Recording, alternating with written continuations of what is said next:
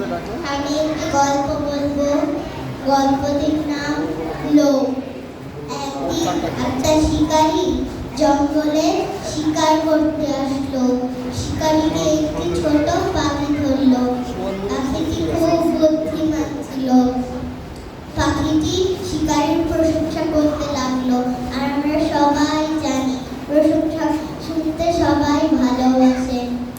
পাখিটি বলল, তুমি তো অনেক বড় শিকারী, জীবনে বাঘ ধরেছো, সিংহ ধরেছো, হরিণ ধরেছো, ভালুক ধরেছো।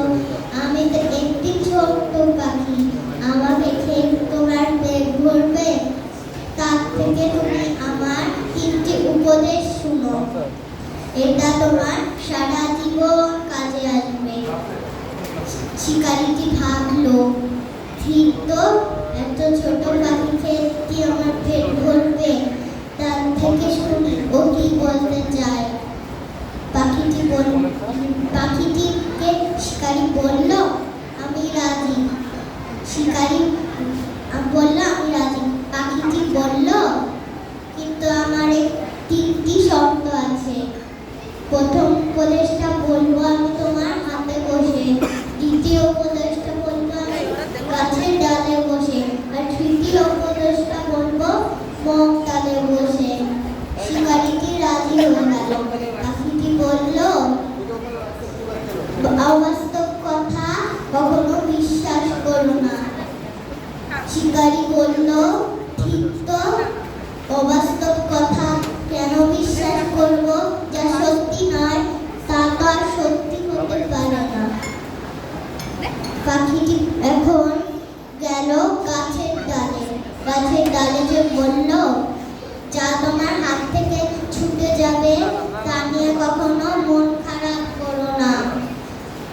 শিকারীটি বলল, ঠিক তো, যা আমার হাতে নেই তা নিয়ে আমি মন খারাপ করব কেন? পাখিটি এখন গাছের ডাল থেকে মগডালে গেল। শিকারীটি বলল, এবার তুমি তৃতীয় উপদেশটা বলো। পাখিটি বলল, দাঁড়াও, দেখে নে তুমি ওই 2টি উপদেশ থেকে কি শিখলে। পাখিটি বলল, আমার পেটে 200 গ্রামের মুক্ত আছে। শিকারীটি অবাক হয়ে পাখিটিকে বারবার ধরতে লাগলো। পাখিটি মুচকি হাসি দিয়ে বলল, আমার ওজনই তো 100 গ্রাম, আমার পেটে কিভাবে 200 গ্রামের মুক্তা থাকবে? শিকারী বলল, ঠিক তো, ওর ওজনই তো 100 গ্রাম, আর ও তো অনেক ছোট, ওর পেটে কিভাবে 200 গ্রামের মুক্তা থাকবে? পাখিটি বলল, না, তোমাকে আর তৃতীয় উপদেশটি বলবো না, কারণ তুমি অনেক লোভী। শিকারীটি বলল, আমি আর করবো না।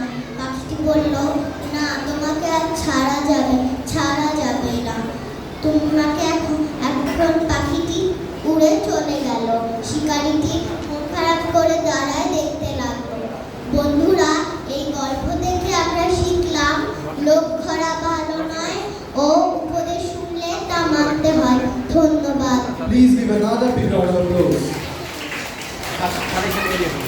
Nowadays, many children don't like to eat, but eating healthy food helps us grow strong and smart. Today's fun story teaches us this important lesson. Please welcome our KG friend Sanaya Nazrin Ohi with a big round of applause. She is going to present Guttu Bula.